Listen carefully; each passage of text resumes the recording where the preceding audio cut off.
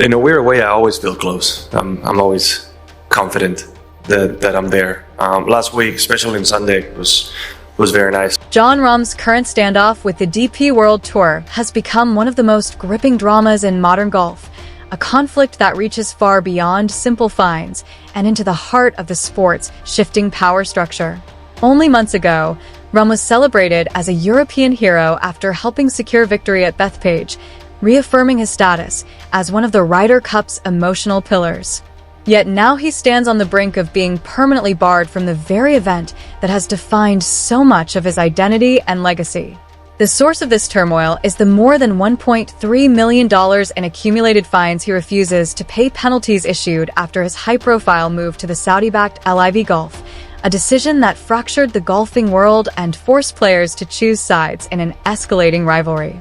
According to the DP World Tour's rules, members must request permission to compete in events that conflict with official tournaments, and LIV's schedule consistently overlaps. As a result, fines of around $127,000 per event quickly mounted. Many players either paid these fines or resigned their membership entirely, choosing to avoid confrontation. Rahm, however, alongside fellow European star Tyrrell Hatton, opted to challenge the sanctions legally, freezing their suspensions and allowing both men to participate in the 2025 Ryder Cup, where their performances were crucial to Europe's triumph. But that temporary victory could not stop the larger battle from resurfacing once the Cup concluded, complicating matters further.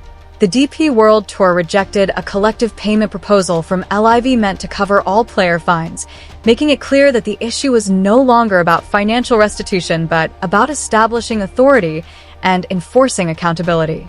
The tour wanted to draw a line. Defecting to a rival league without consequences would undermine the entire structure of professional golf. Former PGA Tour player Smillie Kaufman summarized the sentiment succinctly, stating that members must follow the rules if they expect to stay part of the system. The intensity of this conflict has strained relationships across the sport, splitting friendships, fan bases, and even national loyalties. Then came the remark that crystallized Rahm's stance when asked about the unpaid fines.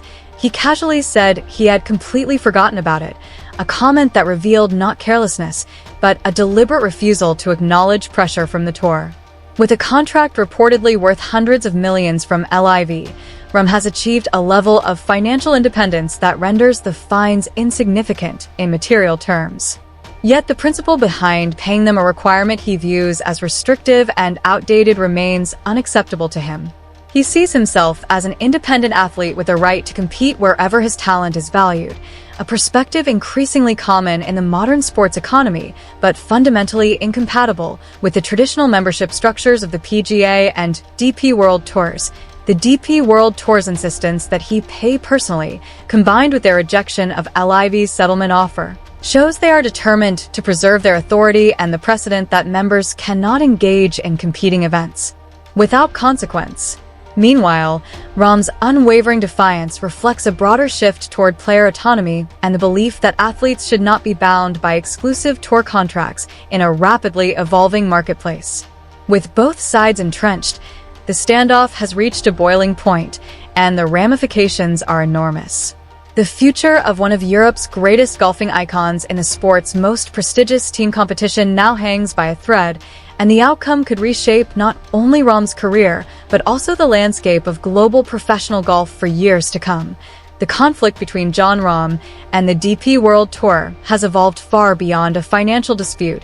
It is fundamentally a battle over control, authority, and the future direction of professional golf. The tour's refusal to accept LIV's attempt to cover player fines makes it clear they are trying to slow the exodus of talent toward the Saudi-backed league and preserve their own value in a rapidly shifting landscape. The stakes for the Ryder Cup are enormous.